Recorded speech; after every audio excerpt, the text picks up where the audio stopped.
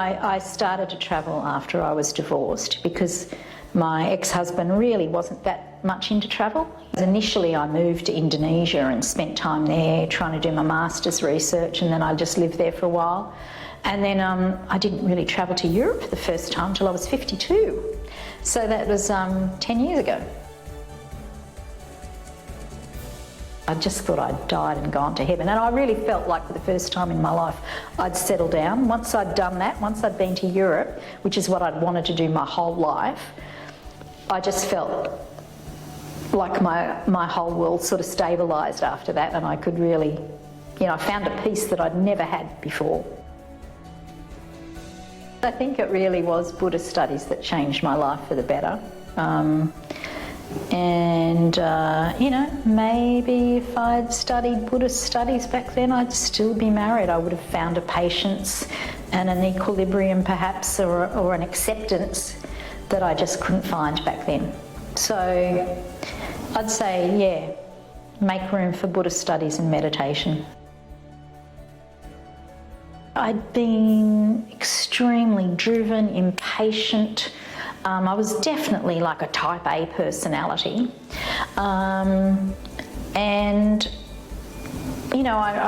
I remember just having these amazing realizations about things that had happened in my life, and it was like, oh, that's why that happened, or, oh gosh, I didn't realise that, and it just gave me a totally different perspective on various aspects of my life, which I think had sort of held me back.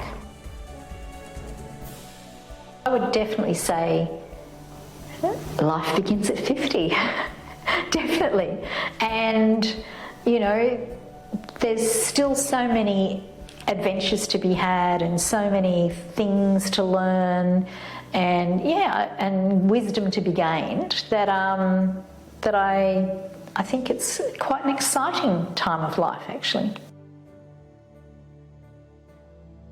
I love it.